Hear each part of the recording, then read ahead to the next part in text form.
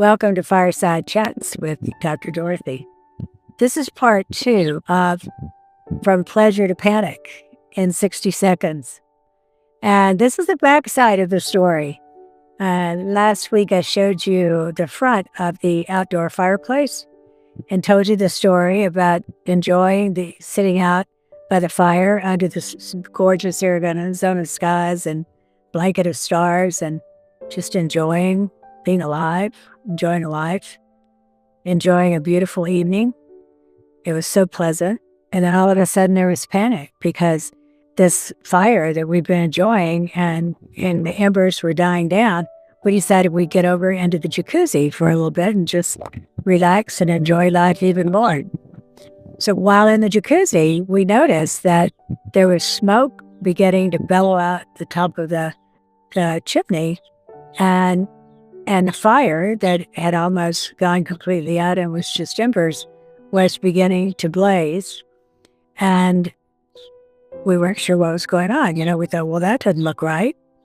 And so we got out and sort of began to check, just like you do if you're in a hotel and you're taught, if there's a fire alarm, don't open your door to go, into your escape route until you've at least felt the inside of the door and see if it feels warm. If it does, obviously, you don't want to open that door because, the fire could then enter your space. So you'd have to find another way out, a window. Hopefully you're not on the 26th, 27th floor.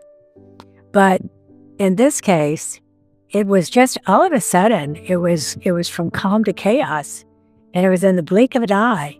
And by the time we began to examine and feel what was going on, you could tell that this fire, not only was there was something wrong inside the chimney space and up the chimney, but it was beginning to spread. You could feel warmth outside that chimney area. And, we weren't sure what to do. We got a water hose and started trying to put it out. That didn't put it out. And at that point, we decided it was time to call 911. Thank God we have a fire station that's about 2.5 blocks from where we live here in our neighborhood. We live outside the city limits and out by the mountains. And it's just a beautiful area. It's so calm and peaceful out here. But this night, there was no calm and no peace at this point. The firemen were here within 5 to 10 minutes and at the front gate. So having been in the jacuzzi, you had to have time to get dressed. You had to get presentable, go and open the front gate for access. And the firemen came in and began to, secure the area. And this is the result. My lesson here is, I've had the indoor fireplace chimney sweepers come in and clean that area. But for some reason, I never thought about this outdoor fireplace having a problem or getting clogged up. The fireman said that birds had built a nest in the chimney and perhaps mice had also stored some stuff inside the chimney. And that began to ignite and it just began to spread and caught the whole fireplace had we not gotten the firemen here when we did on fire. It could have been so much worse. It looks pretty bad. And, we have homeowners insurance and they've already assessed the damages and they're going to come rebuild it. Just like we can rebuild our lives when it suddenly turns into shambles and we think, oh my God, what am I going to do? You can rebuild. You need to stay calm.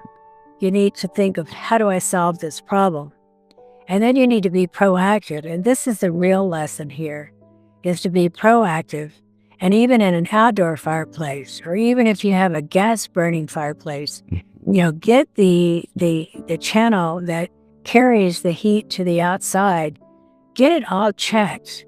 The fireman at the end of it, as he was sitting down and he was asking questions, I asked him, I said, I never anticipated something like this. Please educate me.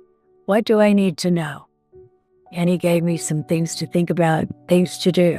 And one of them is to always get your chimney swept and cleared at least once a year. So that's the lesson.